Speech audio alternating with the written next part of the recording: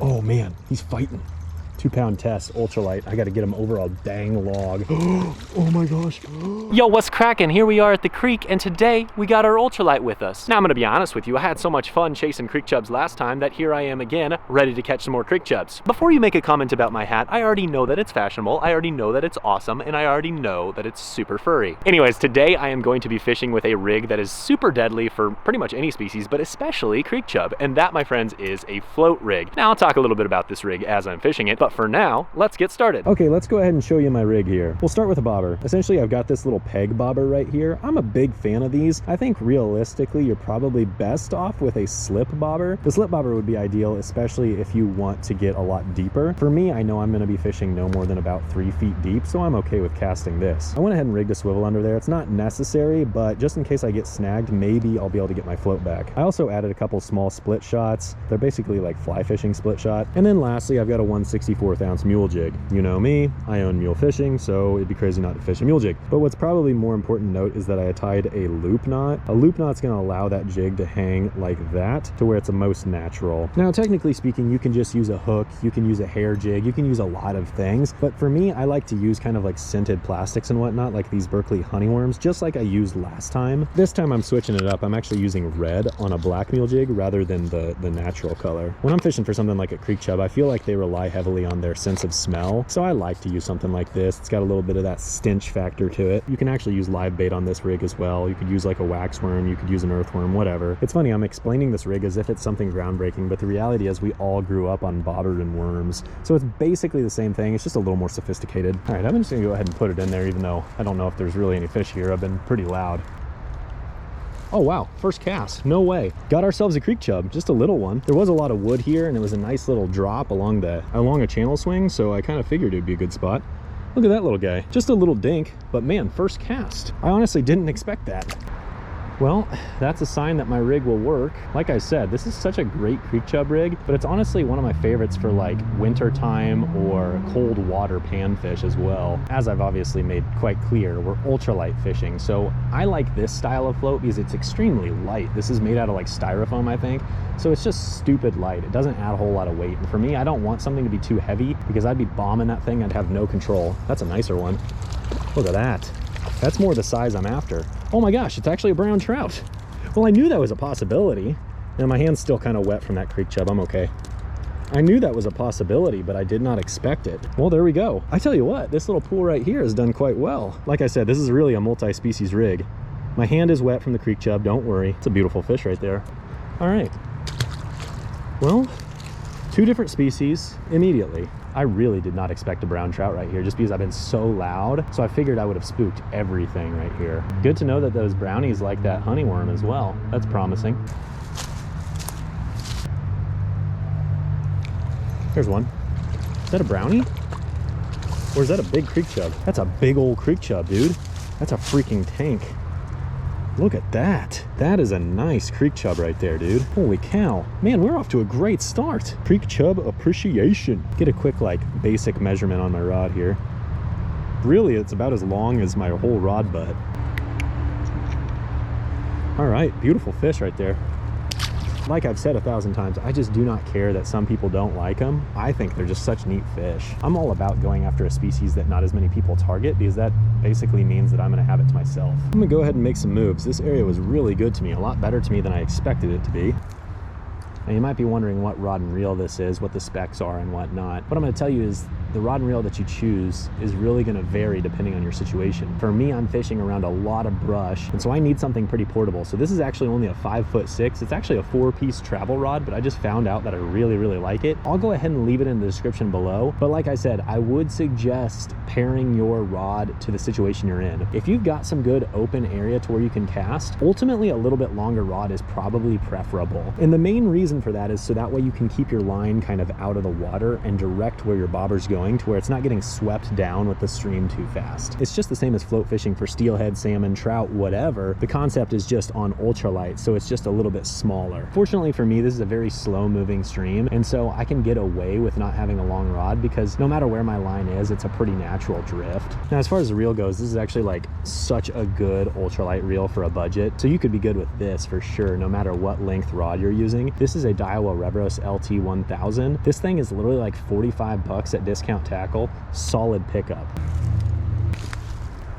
I will say this, the one thing about this rig that is challenging is casting with a float definitely decreases accuracy. It just makes it a little bit harder to cast and place it in a tight quarter. And that might be another reason to go with a slip bobber, because what's nice about that is it's a little bit more compact. You can actually position your bobber to where it goes closer to your lure when you cast if you have a slip bobber. So that might be a good learning from today, that a slip bobber definitely would be helpful. I don't know, this might be too swift of current for creek chubs. I guess we'll find out.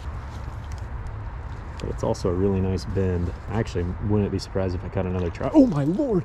Something just hit the freaking bobber. Holy crap, that scared me. That had to have been a brown trout. And that makes me want to come out here and fish dry flies.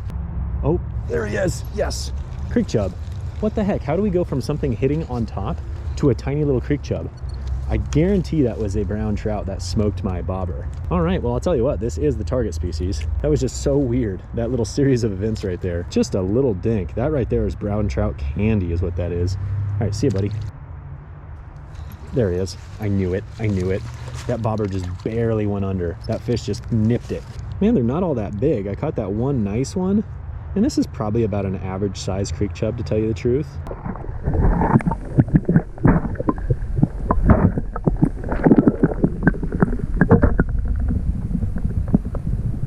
An underwater release of a creek chub is a little easier than a trout. A trout just hightails it out of there. A creek chub's just like, oh, I'll just kind of chill. I'm just going to hang out in the mud for a little while. In my experience, it seems like creek chubs definitely congregate. You'll catch numerous in one area. The big thing is you don't want to spook the entire school. Usually they're pretty good about not spooking off right away, but you certainly have to try to be at least slightly ninja-like. I think what's really nice about the fact that these fish group up so much is the fact that I can really slow down and fish spots effectively and, you know, for longer periods of time. That's a nice little chunk. Look at that. He's got some scars on him. I don't know what that's from. A bird or something? Very likely. Look at that. Very likely a bird injury, if I had to guess. I don't know what else would do that in a stream like this. Okay, so I tell you what, this rig is working quite well, and like I said, it's so simple, but it's just these little tiny things that you can do that make it work even better. And that little loop knot, my friends, I'm telling you, that is one of the most important things. It's just so much more natural of a drift. When you tie directly to the line tie, a lot of times what happens is it's gonna ride in the water like that, or like that, but you want it to ride consistently like that. It's just the little things that make a big difference. Okay, quick update. I tell you what, this pool right here behind me has been producing, and I'm a big fan of it. You know what's nice? I just continue to develop more and more confidence in my creek chub skills. Most people are probably like, I don't care, I don't need no creek chub skills. Me, I'm like, man, I need those creek chub skills. Here's a question for all you folks who have ever targeted creek chub intentionally. What do you traditionally use to try to catch them? I assume a lot of you probably just use worms, but I tell you what, this rig right here has just got me so impressed. I'm a big fan of these honeyworms as well. My point is that I think this rig right here is clutch. That's all. That's pretty much my point. Let's get back to fishing because there's more fish to be caught. Let's get to it. Oh, Ethan. Well, that was a good old-fashioned hook set straight into a stick. Heck yeah, got it back. This has literally been the same honeyworm the entire time. I think you get like 55 of them in a jar for like maybe $4. It's good spend of money right there. I hear really good things about using these for panfish as well. I'm excited to try them for bluegill in my area.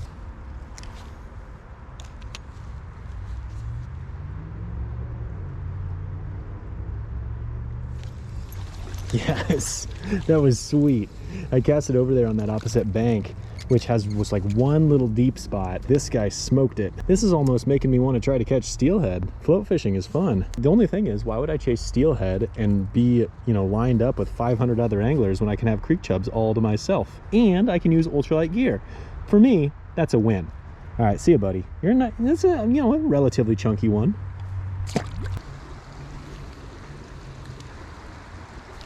There's a fish.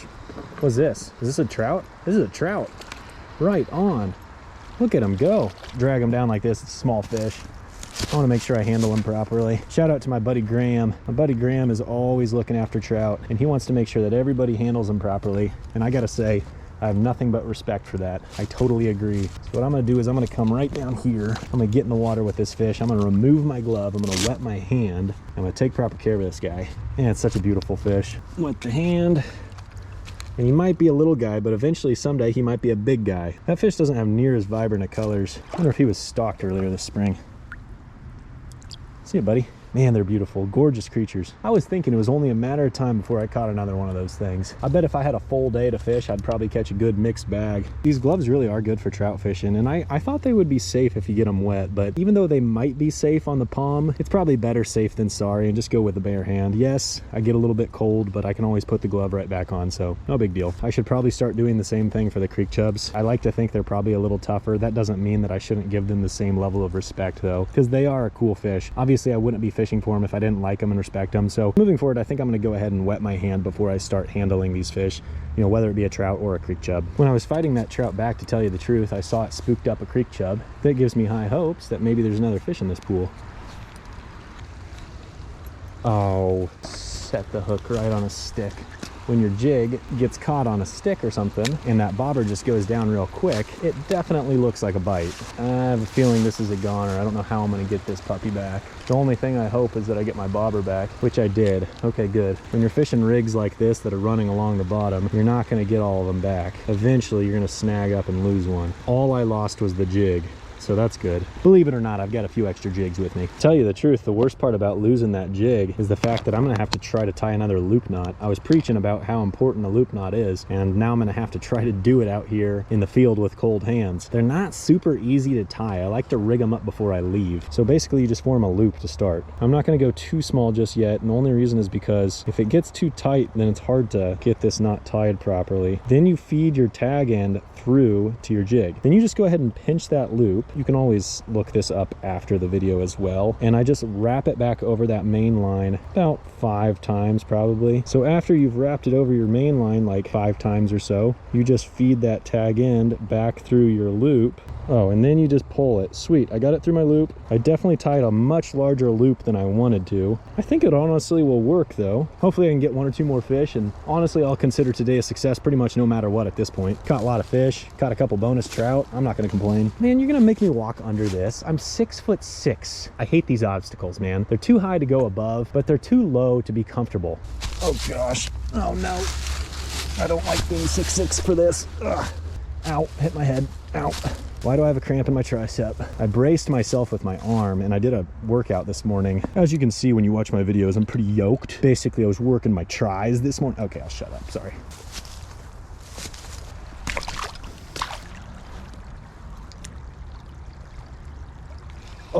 Oh, shoot. I don't know how I missed that fish. That was the craziest bobber down I've ever seen. That thing just went freaking flying underwater. Sun's going down. Come on, one more. Oh my gosh, a brown trout just tried to eat the freaking bobber again. Okay, I gotta get back out here and try to fish dry flies, man. This is nuts. That's the 2nd time that's happened. He's willing to come eat my bobber, but not the honeyworm? Come on.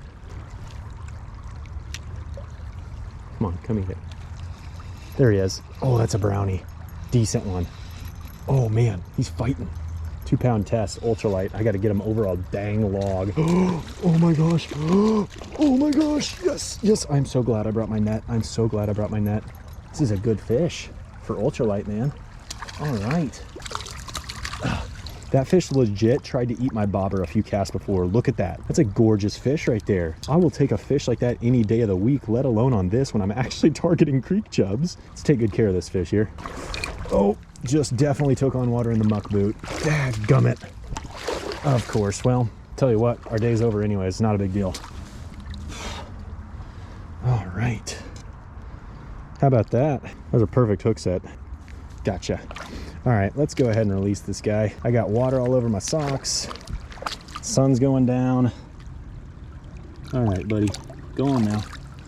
How about that for an ending? Oh my gosh, that was a nice trout. Actually my best one of the season so far, so I'm pretty much pleased. Ultimately, the point of today's video is that this little float rig right here for ultralight fishermen is clutch. You know, especially if you're fishing for creek chubs, but obviously, as you can tell, it'll catch trout. I've used it in the past for bluegill. I've used it in the past for other sunfish. The fact of the matter is this is an ultralight rig that everybody needs. All ultralight fishermen should know this rig regardless of what species they like to fish for. You can literally catch anything on it. Honestly, I'm so happy though because I learned so much today. These Berkeley powerbait honeyworms, for example, are quickly becoming one of my confidence baits, so that's great. I've learned a little bit more about patterning creek chubs. And then obviously I learned that brown trout like this rig quite a bit. You know, people have always told me that this little float rig like this works for trout, but I guess I've never put it to use a ton myself. But today, just from these few little fish, I tell you what, I've got a lot more confidence in it. Okay, that sun definitely went down. It's about to get dark out here, and I really don't want to twist my ankle or something walking back in the dark, so I need to hightail it to my car. If you have any questions, feel free to drop them in the comments. Otherwise, we'll catch you next time.